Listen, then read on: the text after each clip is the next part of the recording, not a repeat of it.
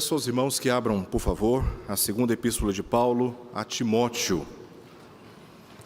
Segunda epístola de Paulo a Timóteo, nós leremos os versos 14 ao verso 17. Hoje, logo após a mensagem, estarei apresentando os cursos da nossa escola dominical, que está voltando no dia 21 agora de fevereiro, daqui 2 semanas. E considerando este contexto, gostaria de trazer uma mensagem que possa fortalecer ainda mais a nossa consciência quanto à suficiência e autoridade das Escrituras nas nossas vidas. Segunda epístola de Paulo a Timóteo, capítulo 3, versos 14 ao verso 17. Diz assim: Tu, porém, permanece naquilo que aprendeste e de que foste inteirado, sabendo de quem o aprendeste, e que desde a infância sabe as sagradas letras, que podem tornar-te sábio para a salvação pela fé em Cristo Jesus. Toda a Escritura é inspirada por Deus e útil para o ensino, para a repreensão, para a correção e para a educação na justiça, a fim de que o homem de Deus seja perfeito e perfeitamente habilitado para toda boa obra. Vamos orar mais uma vez? Ó Senhor, obrigado, Senhor, por esta manhã tão agradável com os nossos irmãos, todos reunidos aqui na Tua casa. Obrigado pela oportunidade que Tu nos dás para ouvirmos a leitura da Tua Palavra e a explicação dela. Nós oramos pedindo ao Senhor que abra, Senhor, os nossos corações, que ilumine as nossas mentes e nos permita compreender a Tua Palavra, a Tua mensagem, encorajando-nos, ó Deus, a vivermos em conformidade com ela. Nós oramos por isso e te pedimos essas coisas em nome de Jesus. Amém. Meus queridos irmãos, quando nós abrimos o livro dos Salmos, no Salmo de número 119, verso 105, nós lemos uma das descrições mais claras a respeito da palavra de Deus, das Escrituras. Lá diz que a palavra de Deus é luz para os nossos passos. É a palavra de Deus quem nos ilumina. E ao descrever a palavra de Deus como luz para os nossos passos, como que vivendo no meio das trevas e dependendo dela para nos dirigir para fora dessas trevas, o salmista está descrevendo aqui a autoridade da Escritura e também a sua suficiência para nos conduzir em conformidade com a palavra de Deus. O meu objetivo aqui nesta manhã é justamente de trazer esta instrução da palavra de Deus, que nos faz enxergar a própria palavra como sendo a única suficiente instrução de Deus para a vida cristã. Olhando para o contexto desta epístola, que Paulo escreve para Timóteo, esta foi a última epístola do apóstolo Paulo. Ele se encontrava pela segunda vez preso em Roma. Foi um período de intensa crise política no Império Romano e também de intensa perseguição contra os cristãos. E Paulo, então, teve a oportunidade de dar as últimas instruções a um jovem pastor que estava em Éfeso. No capítulo 1 da primeira epístola, nós temos a indicação de que Paulo deixou na cidade de Éfeso. Agora, nesse contexto, Paulo, sabendo que talvez já sabia que ele seria sacrificado, seria martirizado, porque ele mesmo diz na epístola, aqui no capítulo 4, verso 6, ele diz assim: Quanto a mim, estou sendo já oferecido por libação e o tempo da minha partida é chegado. Paulo certamente sabia de que dessa prisão ele não sairia diferente daquela primeira prisão. Lendo a epístola aos Filipenses, nós vemos que Paulo tinha certeza de que ele seria liberto da prisão, e isso aconteceu. E mais ou menos durante 1 ano e meio ele esteve peregrinando nas suas jornadas missionárias, até que na Macedônia ele foi preso novamente e levado para Roma, e aqui o contexto já era bem mais difícil, ele sabia que ele não sairia daquela prisão. Então ele teve a oportunidade de mais uma vez escrever para Timóteo e dar instruções para ele a respeito de várias questões. Timóteo, como eu já disse, tinha sido pastor em Éfeso. Contudo, neste contexto aqui, nós não sabemos onde se encontrava Timóteo. Certamente ele não estava mais na cidade de Éfeso. O paradeiro dele foi omitido intencionalmente. O contexto era de perseguição e não poderia ter nenhum registro indicando a sua localização, a localização daquele servo. É o que diz, lendo o capítulo 4 aqui de 2 Timóteo, no verso 12, nós lemos o seguinte: quanto a Tíquico, mandei-o até Éfeso. Veja, a epístola que Timóteo está recebendo tem uma indicação de que Éfeso é um local distante da sua própria localização. Por isso, não sabemos exatamente onde se encontrava Timóteo aqui neste contexto. Esta epístola ela foi registrada no mesmo período da epístola aos Hebreus. Lá em Hebreus, no capítulo 13, verso 23, lemos que Timóteo tinha sido preso, mas que já estava liberto. Talvez Timóteo estivera preso no contexto dessa prisão, ou, como diz a própria epístola aos Hebreus, tinha acabado de sair da prisão. O cenário era muito difícil, mas Paulo teve a oportunidade de deixar as suas últimas palavras àquele pastor, a fim de instruí-lo com respeito ao contexto da igreja e a necessidade de protegê-la dos falsos mestres. E aqui, todo o capítulo 3 de 2 Timóteo, até o capítulo 4, verso 8, nós temos o desafio que Paulo está abordando com aquele jovem pastor na pregação da palavra, na pregação da verdade. E ele começa no capítulo 3, do verso 1 até o verso 9, expondo o advento dos falsos mestres, dos impostores e também das heresias, como sendo um contexto que justifica a necessidade de que Timóteo, em primeiro lugar, seja fiel em meio às oposições. É o que ele trata no verso 10 ao verso 13 do capítulo 3. Em meio a todas aquelas adversidades, onde homens, verso 1 do capítulo 3, estariam surgindo como egoístas, avarentos, jactanciosos, arrogantes, blasfemadores, desobedientes aos pais, ingratos, irreverentes, desafeiçoados, implacáveis, caluniadores, sem domínio de si, cruéis, inimigos do bem, traidores, atrevidos, enfatuados, mais amigos dos prazeres que amigos de Deus, tendo forma de piedade, negando-lhe entretanto o poder. Foge também destes. Estes que, no verso 8, ele especifica do modo porque Janes e Jambres resistiram a Moisés, também estes resistem à verdade. São homens de todo corrompido na mente, réprobos quanto à fé. Este era o cenário de Timóteo, este era o contexto da igreja. E Paulo aqui está dizendo, olha, observando o advento, a crescente ação destes homens réprobos que recusam a verdade, que são impiedosos, que não medem, que não têm bom senso, que não têm sensibilidade pela igreja e que não têm qualquer temor para pregar e ensinar, a fim de corromper a doutrina que eu lhes entreguei.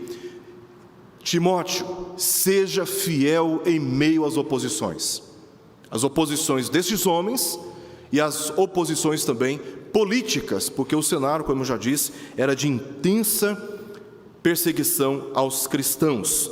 Mas nos versos 14 até o verso 14 até o verso 5 do capítulo 4, Paulo agora está enfatizando a Timóteo para que ele seja fiel à Escritura. A única possibilidade que Timóteo tinha de resistir às pressões e aquelas adversidades é se ele fosse fiel à Escritura, e ele concentra este ensino do verso 14 até o verso 5 do capítulo 4. E ele termina essa sessão do verso 6 ao verso 8 do capítulo 4, mostrando o exemplo de fidelidade do apóstolo Paulo. O texto bastante conhecido de todos nós, verso 7, Paulo diz: combati o bom combate, completei a carreira, guardei a fé. Paulo, ele é um exemplo daquilo que ele estava pregando e ensinando aquele pastor, dizendo como ele resistiu à oposição, sendo fiel à palavra, guardando a fé. E tudo isso foi com o objetivo de auxiliar Timóteo a permanecer firme naquilo que ele tinha sido ensinado. Eu quero dividir essa passagem que nós lemos, verso 14 ao verso 17, para facilitar o nosso entendimento, em apenas duas partes. Na primeira parte, o apóstolo Paulo vai descrever a necessidade do crente permanecer no ensino da Escritura, verso 14.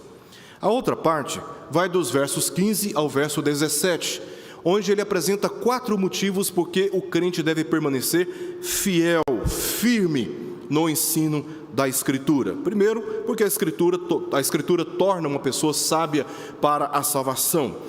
Como diz Paulo em Romanos capítulo 1, verso 16, a palavra de Deus é o poder de Deus para a salvação. Somente a palavra pode conduzir o homem pelo caminho da salvação. O segundo motivo que Paulo dá é porque a Escritura é inspirada por Deus. O terceiro motivo é porque ela é útil para a nossa santificação, ainda no verso 16, e vamos terminar no verso 17 mostrando um outro motivo que Paulo apresenta aqui. A Escritura, ela é capaz de equipar o homem para toda boa obra. Vamos olhar para o primeiro ponto aqui da passagem, verso 14, onde ele enfatiza a necessidade do crente, particularmente Timóteo, a permanecer no ensino da Escritura. Ele começa dizendo: tu, porém, permanece naquilo que aprendeste e de que foste inteirado, sabendo de quem o aprendeste. Ele começa dizendo, tu, porém. No verso anterior, se você puder olhar, peço por gentileza que acompanhe o texto, olhando para o texto sobre tudo o que estivermos dizendo aqui, conferindo se está exatamente na palavra o que estamos dizendo. No verso 13, nós lemos: mas os homens perversos e impostores irão de mal a pior, enganando e sendo enganados. Aí ele entra no verso 14 dizendo, tu, porém, ou seja, ao contrário destes, que ele já tinha dito lá atrás para Timóteo, no verso 8, que ele deveria fugir desses homens. Paulo está dizendo para ele, diferente desses homens, foge deste padrão. Esta era a dura realidade que Timóteo precisava reconhecer, que no meio cristão sempre houve homens perversos e impostores.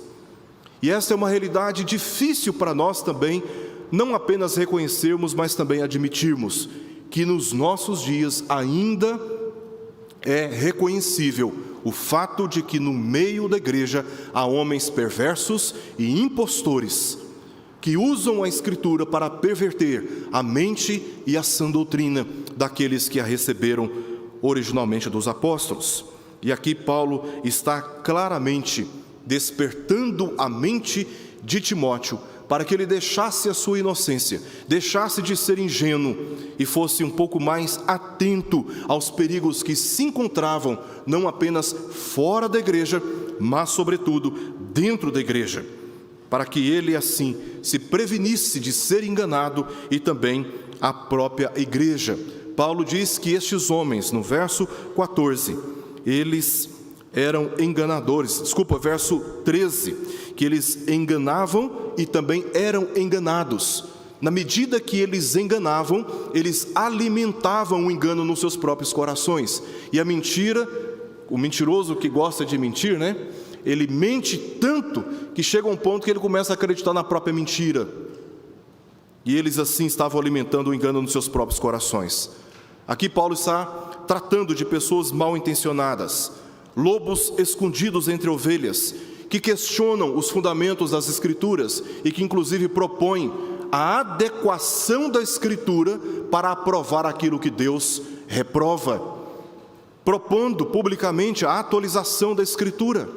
São homens de mentes pervertidas, que perderam o temor do Senhor e que se escondem atrás de um cargo religioso na instituição dentro do evangelicalismo brasileiro e disseminam ensinos contrários e alheios às Escrituras porque não reconhecem a sua suficiência e a sua autoridade. Pelo contrário, se julgam mais autoritários, mais suficientes do que as próprias Escrituras, a ponto de dizer, nós precisamos alterar as Escrituras para que ela possa se acomodar àquilo que claramente ela reprova. O propósito do apóstolo Paulo aqui foi de alertar Timóteo quanto aos perigos reais que o cercava, para que deixasse de ser ingênuo e se preparasse, pois cuidando de si e da doutrina bíblica, como diz o apóstolo Paulo no verso 16 do capítulo 14, estaria salvando tanto a si mesmo, quanto também o rebanho no meio do qual ele estava pastoreando.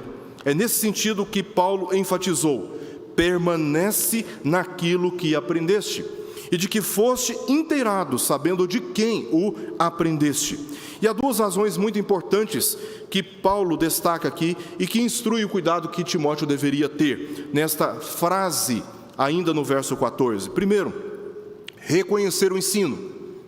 É por isso que ele diz: permanece naquilo que aprendeste, que foste inteirado. Era necessário que Timóteo voltasse a sua atenção para o ensino que ele tinha recebido. E com o passar do tempo, quando nós conhecemos um idioma e falamos um outro idioma, com o passar do tempo, por falta de praticá-lo, por falta de estudá-lo, quem fala que outro idioma sabe muito bem o que eu estou dizendo. Com o passar do tempo, nós vamos nos esquecendo das regras gramaticais, da linguagem, e daqui a pouco já não temos mais a segurança de afirmarmos aquele idioma e de falar naquele idioma. Timóteo está aqui sendo alertado pelo apóstolo Paulo para que reconhecesse o ensino que ele tinha recebido. Se não verificasse constantemente o ensino que tinha recebido, aos poucos ele estaria se esquecendo, aos poucos ele estaria perdendo a segurança por conta de muita pressão e de muita informação que estava chegando até ele. Paulo está dizendo: permanece, porque o potencial de desvio é muito grande. Não só para Timóteo, mas para mim e para você, o potencial que nós temos de gradativamente, sutilmente, nos afastarmos da doutrina é muito grande. E se nós lermos a palavra apenas no culto público e não tivermos uma dedicação diária de verificarmos as Escrituras, nós acabamos passando a semana inteira recebendo uma carga de informação muito grande. Informações essas que muito delas não se adequa, ou não se submete, ou não está alinhada com a palavra de Deus, e enchemos a nossa cabeça muito mais de coisas que não são do Senhor, que não são puras, que não são respeitáveis, que não têm boa fama. Enchemos a nossa mente com muita porcaria, e a palavra de Deus passa a ser um detalhe no meio da semana, e vagarosamente nós vamos nos desviando, assim como Timóteo vagarosamente estava se desviando, seguindo paixões da mocidade, pensando no ministério como um trampolim para enriquecimento próprio. Por isso Paulo o adverte a respeito dessas coisas: foge da paixão da mocidade. Timóteo, o ministério não pode ser tratado como fonte de lucro. Fonte de lucro é piedade. Por que Paulo estava tratando sobre essas questões? Porque Timóteo já estava começando a se desviar daquilo que ele tinha recebido, e Paulo está apelando para ele aqui no verso 14: permanece naquilo que aprendeste. É preciso que você reconheça o ensino e volte-se para ele, volte a sua atenção para a palavra de Deus.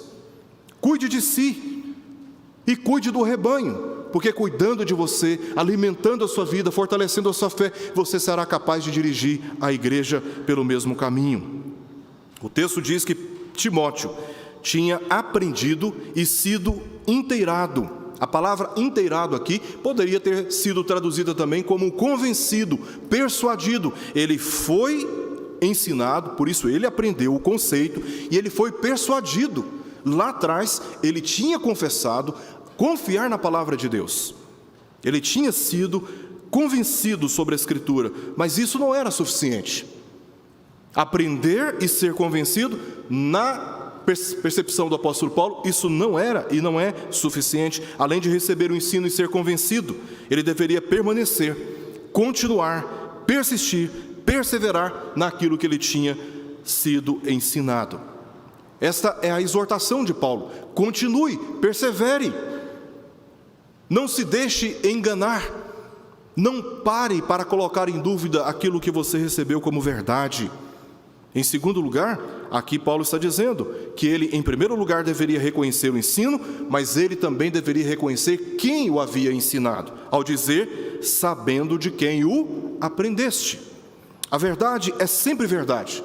No entanto, Paulo associa o conselho de permanecer naquilo que tinha aprendido ao conhecimento sobre quem o estava ensinando. A autoridade de quem ensina é um aspecto que jamais deve ser ignorado. Naqueles dias havia verdadeiros e falsos mestres, e ambos falavam com convencimento, ambos falavam com um tom de autoridade, ambos apresentavam de maneira lógica o seu argumento que parecia verdade, e verdades conflituosas, porque uns eram impostores e outros eram santos homens.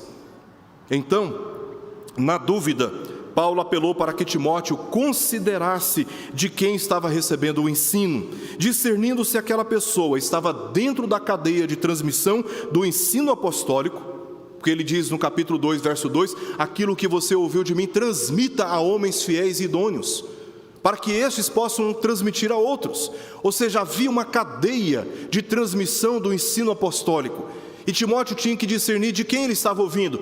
Fazia parte dessa cadeia de transmissão do ensino apostólico ou não? E isso era para que ele soubesse quem estava falando a verdade e quem estava enganando.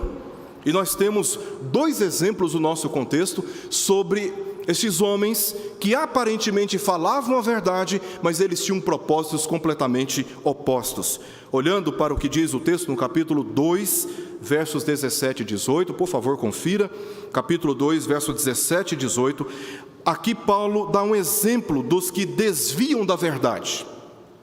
Ele diz: além disso, a linguagem deles corrói como câncer, entre os quais se inclui Himeneu e Fileto.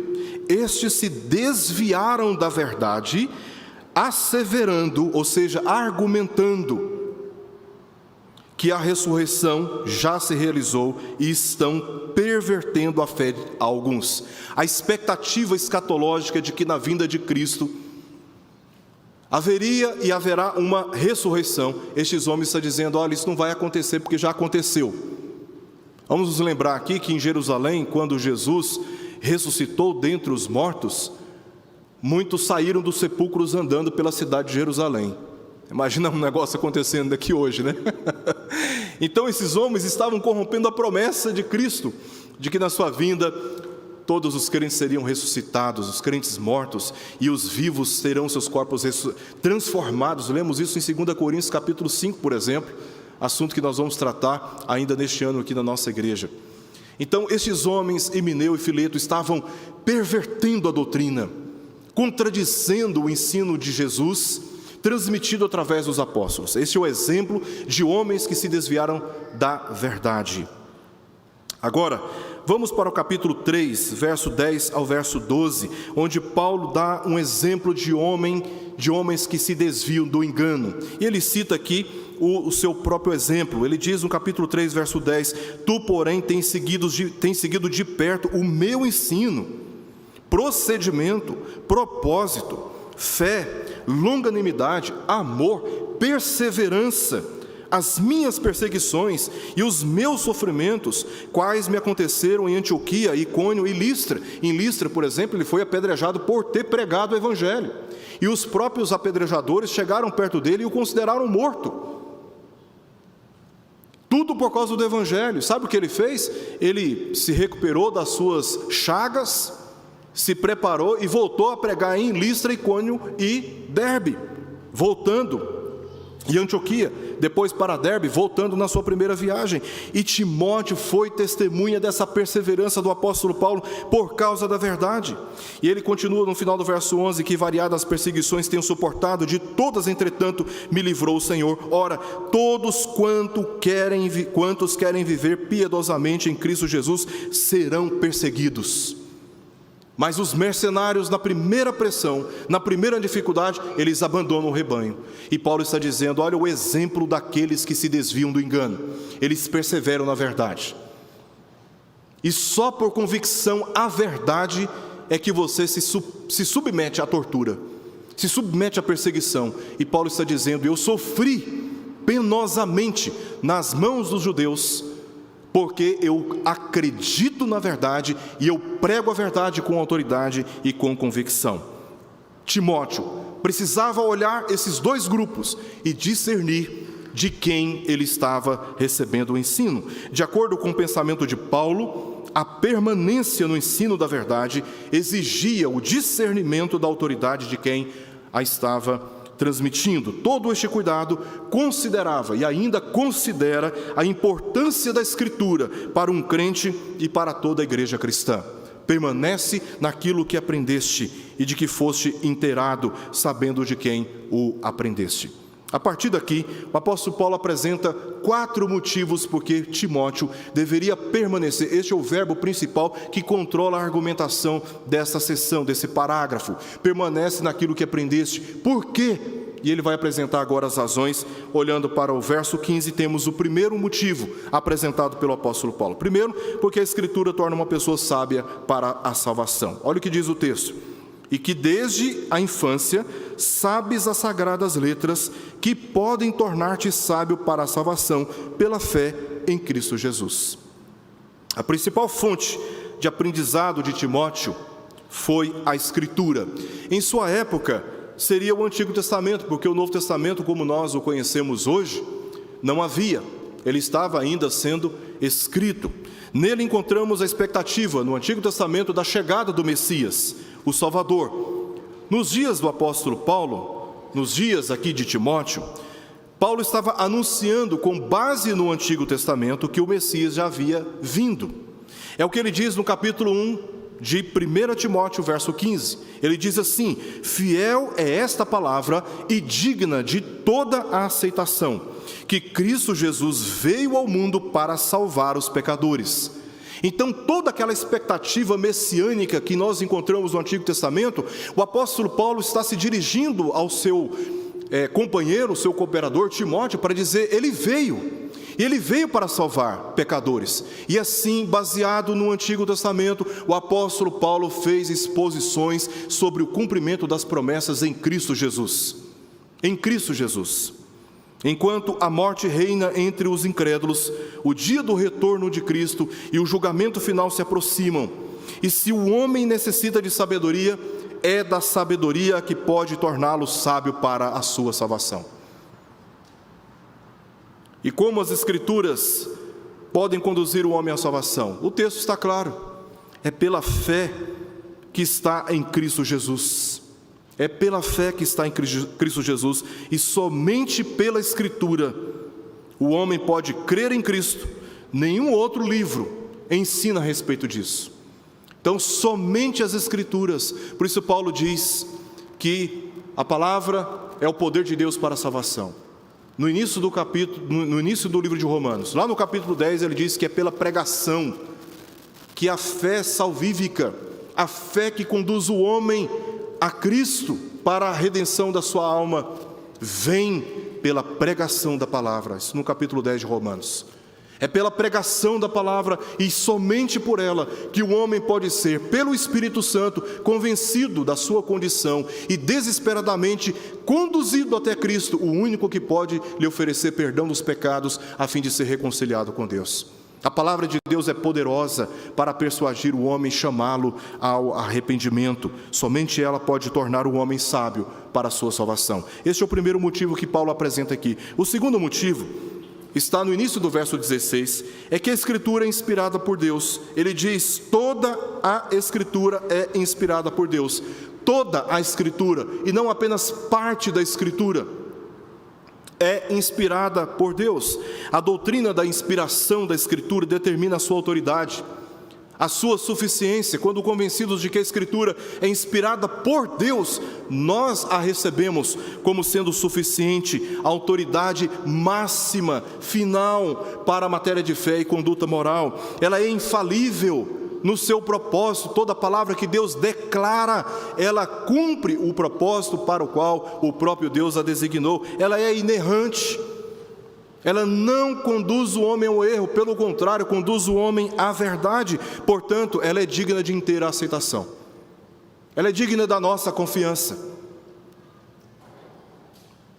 E aí nós temos, aqui nesse início do verso 16, 3 razões, ou 3 motivos, ou 3 destaques importantes que Paulo nos comunica.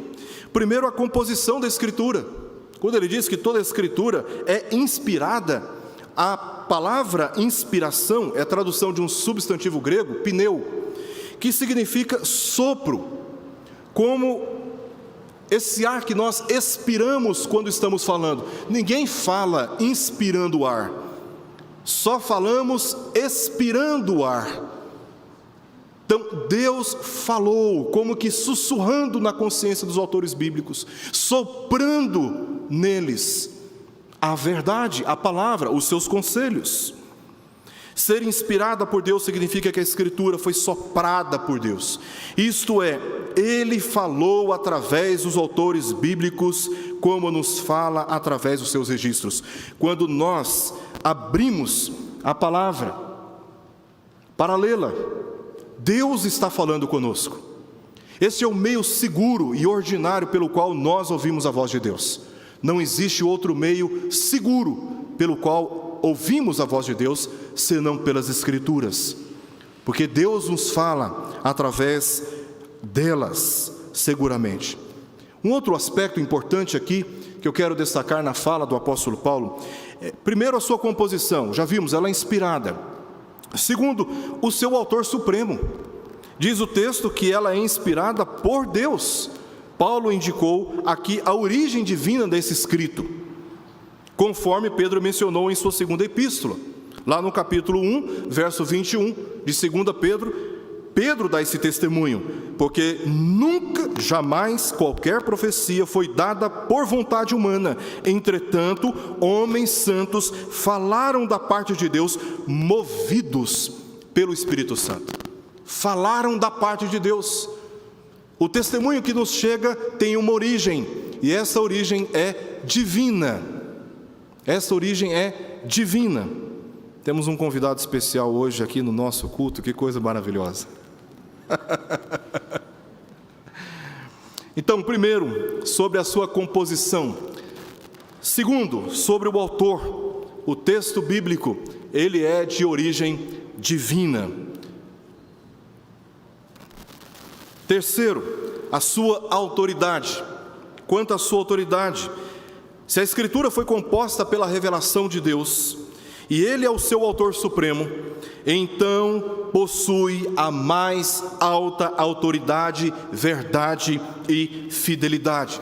Paulo por 2 vezes diz em 1 Timóteo, na sua primeira epístola, no capítulo 1, verso 15, e também no capítulo 4, verso 9, ele diz: fiel é esta palavra. Por que é fiel esta palavra? Por que é infalível essa palavra? Porque ela tem uma origem divina. Ela tem uma origem divina. E o caráter de Deus é um caráter santo, fiel, justo e verdadeiro. Portanto, o que a Escritura ensina está isento de erro, porque ela comunica apenas a verdade. Este é o motivo que Paulo apresenta a Timóteo. A Escritura é inspirada por Deus. Segundo motivo, né? Agora, o terceiro motivo que Paulo apresenta a Timóteo é que a Escritura é útil para a nossa santificação. Ainda no verso 16, nós lemos o seguinte. Ele diz: toda a Escritura é inspirada por Deus, e porque ela é inspirada por Deus, ela é o quê? Útil para o ensino, para a repreensão, para a correção, para a educação na justiça. Ora, a palavra de Deus é a autoridade final sobre a nossa vida, em primeiro lugar, para o ensino. Ela é o único meio pelo qual Deus se revela de modo especial, comunicando verdades redentoras e educando o homem de acordo com a vontade de Deus. Ela tem essa autoridade. Em segundo lugar, para a repreensão. Ela é a única fonte de autoridade para confrontar todo aquele que, conhecendo a Escritura, ainda anda no erro. Eu aprendi algo com um presbítero, quando eu era novo na fé, que eu nunca me esqueci. Ele dizia: Erickson, todas as vezes que nós abrimos a Bíblia, nós não a lemos, ela é quem nos lê. Porque ela nos confronta, porque ela nos corrige, porque ela nos mostra o caminho. Então somos muito mais envolvidos pela Escritura do que nós nos envolvemos com ela. É Deus falando conosco, é a autoridade suprema de toda a criação falando conosco. Ela fala conosco, ela nos lê, ela nos mostra a nossa realidade e nos corrige nessa realidade. A Escritura, ela é a única fonte de autoridade para repreender aquele que, tendo conhecimento dela, ainda persiste no erro. E ela também é útil no aspecto da nossa santificação para a nossa correção. Se a repreensão está focada no aspecto negativo daquele que ainda anda no erro, a correção aqui acentua o aspecto positivo, levando-nos para o estado original, para o estado correto. E, por fim, Paulo diz, no aspecto da nossa santificação, que a Escritura ela é útil para a educação na justiça, porque ela instrui a verdade normativa de Deus e guia o homem a se adequar a esta verdade normativa. E assim andamos de acordo com a verdade. E Paulo termina no verso 17, apresentando o quarto motivo, porque Timóteo deveria permanecer naquilo que ele havia aprendido e inteirado ou convencido. É que a Escritura, verso 17, equipa o homem para toda boa obra. Verso 17 diz, a fim, ou seja, este é o propósito da Escritura, este é o propósito de ensinar o homem, de repreender o homem, de corrigir o homem, de educá-lo na justiça. O propósito é de que o homem de Deus seja perfeito e perfeitamente habilitado para toda boa obra. Este é o propósito que, na verdade, é um propósito duplo que a Escritura tem com o homem de Deus, que é o homem crente em geral. Todo homem de Deus aqui que pertence a Deus, que recebeu esta filiação divina, é chamado de homem de Deus aqui pelo apóstolo Paulo. Essa é uma referência ao crente de forma geral, ao homem de Deus. O primeiro propósito que a Escritura tem com o homem é de aperfeiçoá-lo. Paulo diz, a fim de que o homem de Deus seja perfeito. Então, este é o primeiro propósito. Não significa aqui, a palavra perfeito é tradução de uma palavra grega artis, que não significa uma perfeição moral, alguém sem defeito. Quando fala, por exemplo, que eu sou santo, que você é santo, que somos uma comunidade de santos, nós não estamos dizendo que nós estamos isentos de pecado. Pelo contrário, nós estamos dizendo que fomos separados para Deus. O nosso destino eterno foi separado por Deus. Contudo, a palavra perfeito aqui no texto não tem implicação com perfeição moral, de isenção de culpa ou por causa da sua inocência, mas de maturidade. É o status de ser completo, de ser suprido, de ser preparado. A Escritura tem um propósito de nos conduzir a um status de maturidade.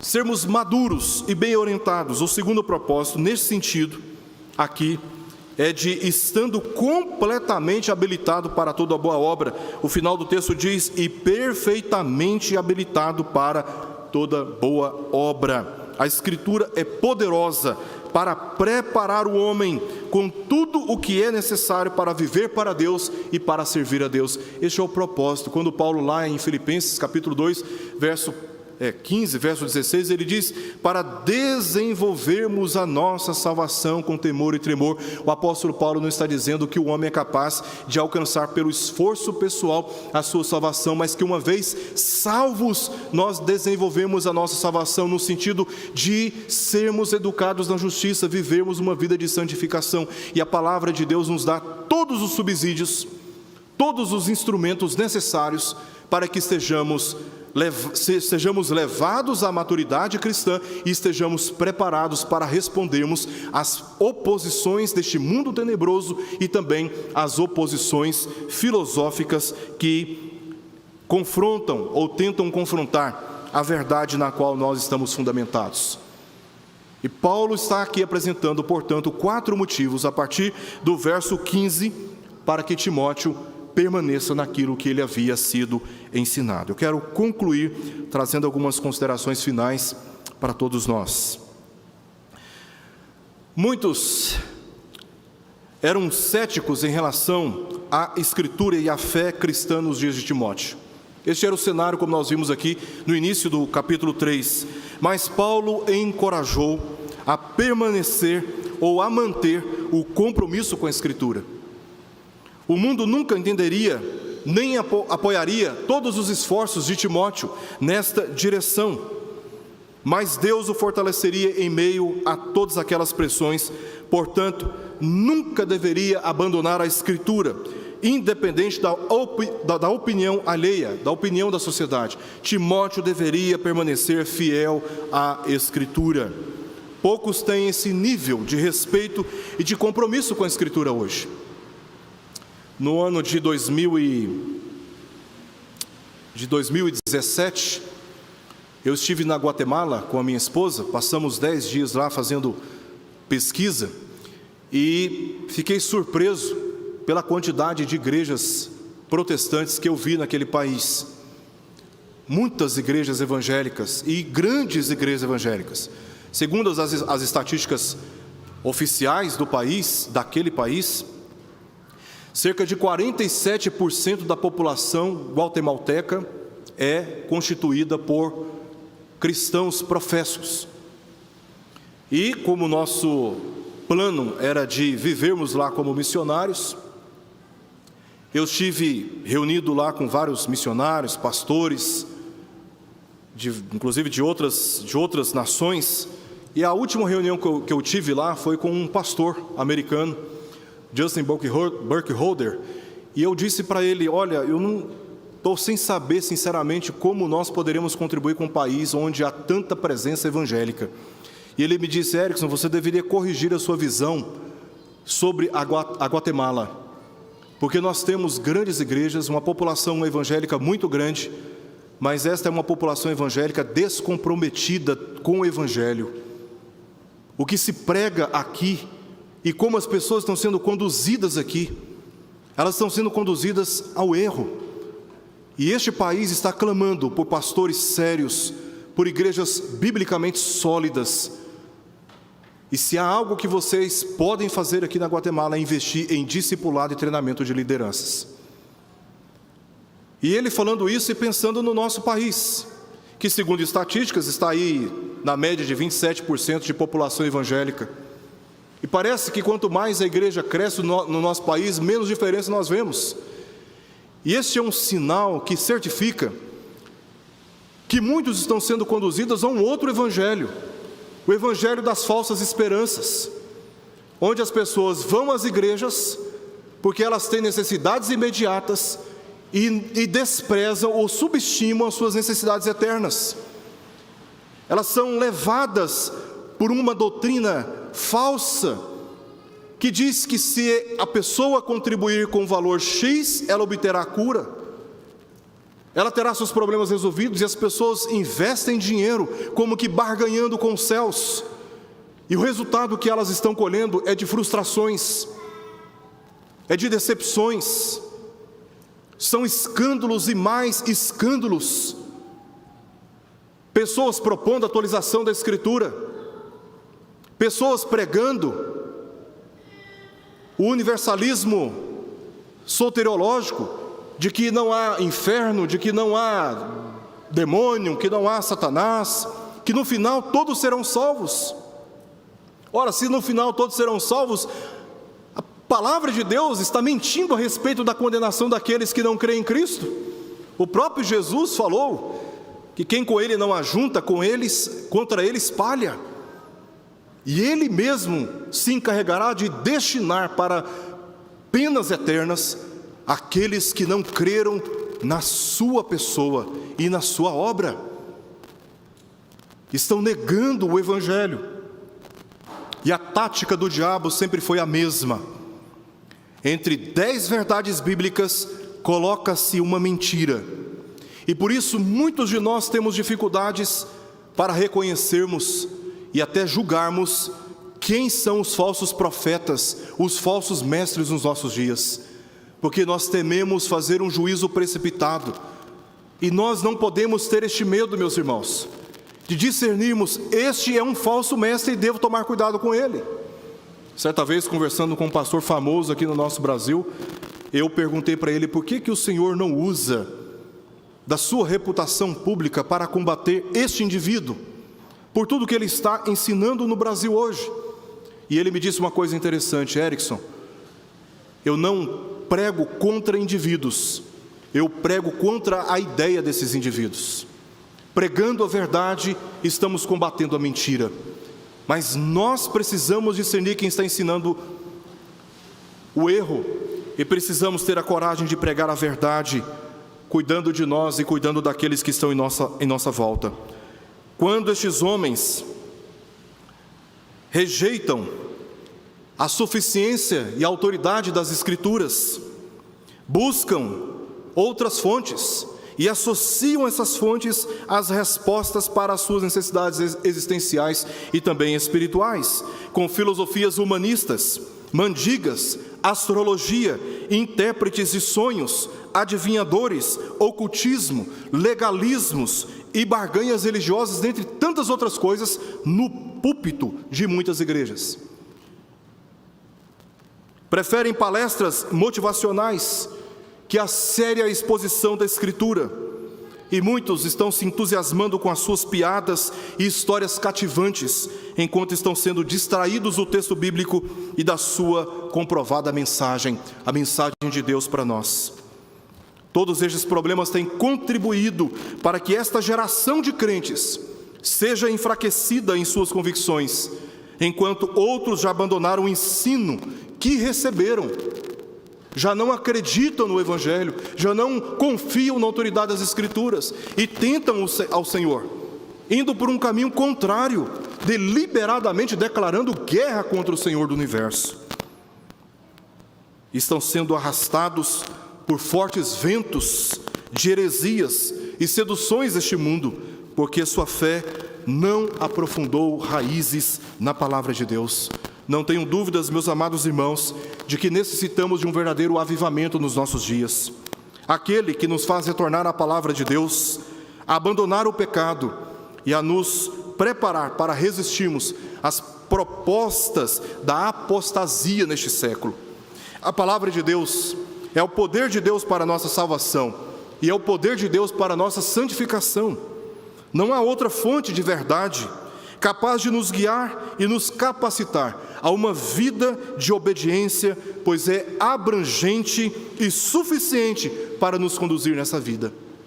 E, portanto, o meu encorajamento é para que todos nós tenhamos o compromisso diante do Senhor de lermos a palavra de Deus todos os dias e nos alimentarmos dela, estudá-la com profundidade, lê-la com submissão, com humildade, nos permitindo ser alcançados poderosamente pela mensagem de Deus, lendo e orando também, pedindo a Deus a iluminação, para que abra os olhos do nosso entendimento e consigamos compreender o que a palavra de Deus diz.